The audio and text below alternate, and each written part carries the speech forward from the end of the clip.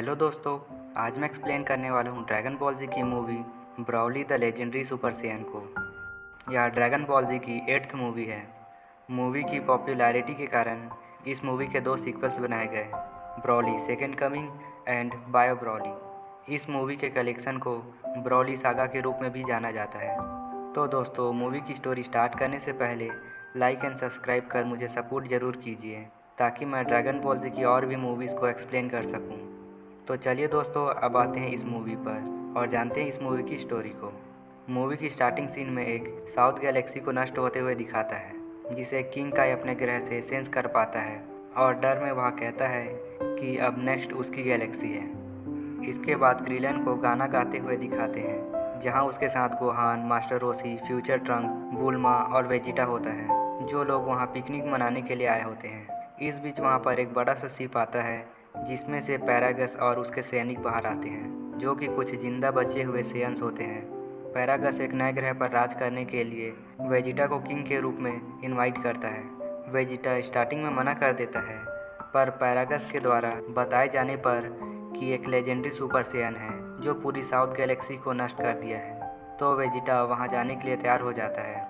नशे की हालत में मास्टर रोसी भी उस शिप में जाने की कोशिश करता है, जिसे क्रिलन गोहान रोकते रहते हैं। इस बीच गेट बंद होते रहता है, जिससे वे लोग भी उस शिप के अंदर चले जाते हैं। फ्यूचर ट्रंक भी अपने पिता वेजिटा के साथ चला जाता है, क्योंकि ट्रंक्स को पैरागस के इरादों पर शक होता है। इधर गोकू को दिखाते हैं, जो चीची के साथ गोहान के लिए स्कूल में एडमिशन के लिए गया होता है। इस दौरान किंग काई टेलीपैथी से गोकू से बात कर उसे उस खतरे के बारे में बताता है और जल्दी से अपने पास आने को कहता है, जिसके बाद गोकू टेलीपोर्ट हो जाता है। गोकू टेलीपोर्ट होकर किंग काई के पास पहुंचता है, जहां काई उसे सारी बात बताता है कि एक शक्तिशाली एनर्जी पूरे साउथ गैलेक्सी को नष्ट कर दिया है, तुम्हें जाकर उसको रोकना होगा। जिसके बाद गोकू टेलीपैथी से उस एनर्जी को ढूंढने की कोशिश करता है, तो उसे दूर एक एनर्जी मिलती है जो कि थोड़ी कमज़ोर होती है, पर उसको लगता है कि यही होगा लेजेंडरी सुपर सैयन, और फिर गोकू वहाँ टेलीपोर्ट हो जाता है। वहाँ के विनाश के साथ साथ एनर्जी को महसूस कर गोकू चौंक जाता है। Gohan, future Trunks, Krillin, Master Roshi Vegeta के उस ग्रह पर पहुँचते हैं। वहाँ के सैनिक से एक रिपोर्ट आती है कि लेजेंडरी सुपर सैयन ग्रह पर हमला कर रहा है, तो वेजिटा पैरागस के बेटे को अपने साथ लेकर उसकी जांच करने चला जाता है। इधर गोहान, ट्रंक और क्रिलन भी दूसरी ओर उस ग्रह का पता लगाने जाते हैं, जहां आगे उन्हें एक वीरान तबाह हुआ शहर मिलता है, जहां बहुत से लोगों को गुलाम बनाकर काम कराते रहते हैं और उन पर जुल्म करते रहते हैं। तो गोहान, क्रिलन उन गार्ड्स को डरा कर वहाँ से भगा देते हैं। गोकू भी वहाँ पर टेलीपोर्ट होकर आता है। इस दौरान पैरागस भी आता है, जो गोकू को डिनर के लिए इनवाइट करता है। वेजिटा लेजेंडरी सुपर सैयन की जांच कर वापस महल आता है, तो ब्रॉली गोकू को देखकर अपना कंट्रोल खोने लगता है, जिसे पैरागस अपने ब्रेसलेट से कंट्रोल करता है, जो ब्रॉली के हेड बैंड से जुड़ा होता है। दरअसल पैरागस उस गैजेट को ब्रॉली को कंट्रोल करने के लिए बनाया होता है। इसके बावजूद ब्रॉली रात के मध्य में गोकू पर अटैक करता है। ब्रॉली अपना कंट्रोल खोते रहता है, उसे बहुत ज़्यादा गुस्सा आते रहता है, जिससे पैरागस को अपने बेटे को एक बार फिर से शांत करने की ज़रूरत पड़ती है। गोकू को शक होता है कि ब्रॉली ही लेजेंडरी सुपर सैयन है। पैरागस अपने गैजेट को देखकर सोचता है कि वह गोकू के एनर्जी के कारण ब्रॉली का गुस्सा बढ़ रहा है। फिर उसको याद आता है कि दोनों का जन्म एक साथ ही हुआ था, और वहाँ के साइंटिस्ट के अकॉर्डिंग ब्रॉली का जन्म 10,000 के पावर लेवल के साथ हुआ था, जबकि गोकू का जन्म 2 के पावर लेवल के साथ हुआ था। उन लोगों का कहना था कि गोकू लगातार रोते रहता था, वह ब्रॉली को कई दिनों तक जगाए रखता था। तब से ब्रॉली लगातार गोकू के खिलाफ चिढ़ा हुआ था। नेक्स्ट डे वेजिटा ब्रॉली के साथ लेजेंडरी सुपर सैयन को ढूंढने के लिए जाते रहता है, तो गोकू उसको बताता है कि उसे कहीं जाने की ज़रूरत नहीं है, ब्रॉली ही लेजेंडरी सुपर सैयन है। और उसी समय ट्रंक्स गोहान भी आते हैं उन गुलामों के साथ, जो ब्रॉली को पहचान जाते हैं कि उसी ने उनके घरों को तबाह किया है, जिससे यह पता चल जाता है कि ब्रॉली ही लेजेंडरी सुपर सैयन है।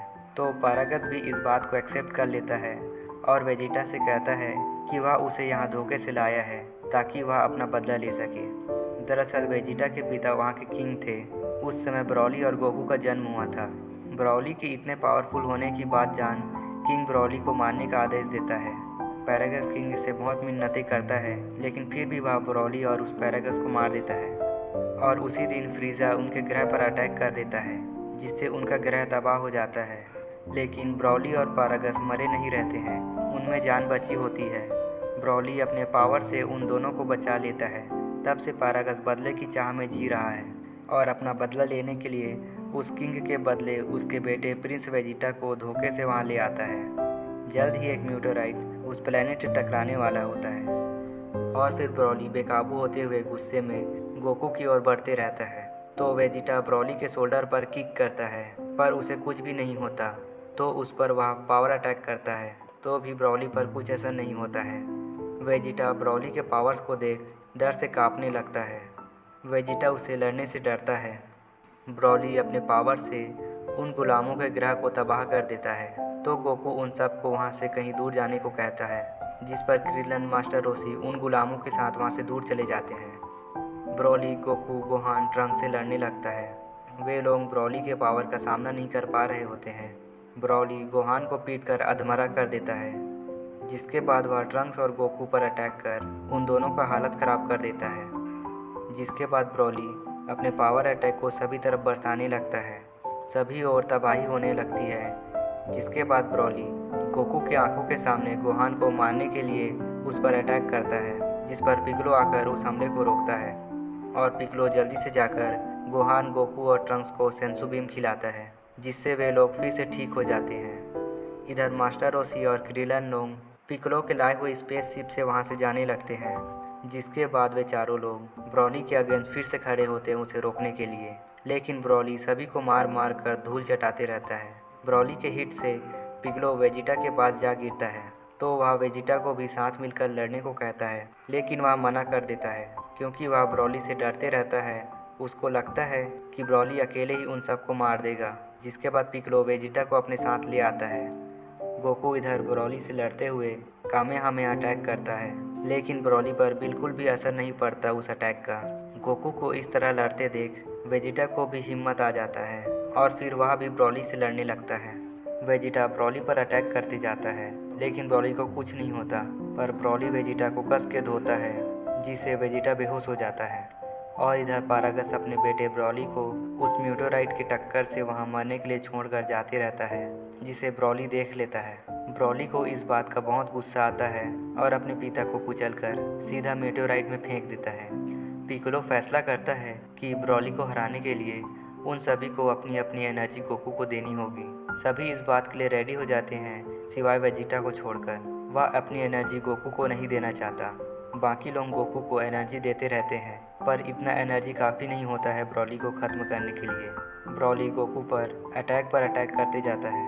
गोकू ब्रॉली से लड़ नहीं पा रहा होता है और इधर मीटोराइट भी उस ग्रह से टकराने के बहुत ही करीब आ गया होता है। तो वेजिटा अपने फैसले को बदल कर गोकू को अपनी एनर्जी देता है। ब्रॉली गोकू को फाइनल पंच मारने वाला होता है, पर वेजिटा की एनर्जी पाकर गोकू ब्रॉली के अटैक को रोक देता है। गोकू बहुत ही पावरफुल हो जाता है, जिसके बाद गोकू ब्रॉली के पेट में एक पंच मारता है, जिससे ब्रॉली नष्ट हो जाता है। और उसी समय मीटोराइट भी उस ग्रह से टकराते रहता है। तो उसके टकराने से पहले गोकू सभी को अपने साथ इंस्टेंट ट्रांसमिशन से क्रिलन लोगों के स्पेसशिप में ले जाता है। फिर गोकू गोहान के साथ अपने घर चले जाता है, जहाँ चीची उन पर बहुत गुस्सा करती है। और इसी के साथ यह मूवी ख़त्म हो जाती है। तो दोस्तों, अब इसके बाद मैं ब्रॉली की second movie Broly second coming को एक्सप्लेन करने वाला हूँ। उसको देखने के लिए चैनल को सब्सक्राइब ज़रूर करें, ताकि उस मूवी की एक्सप्लेनेशन की नोटिफिकेशन आप तक पहुँच सके। तो दोस्तों, वीडियो को देखने के लिए धन्यवाद।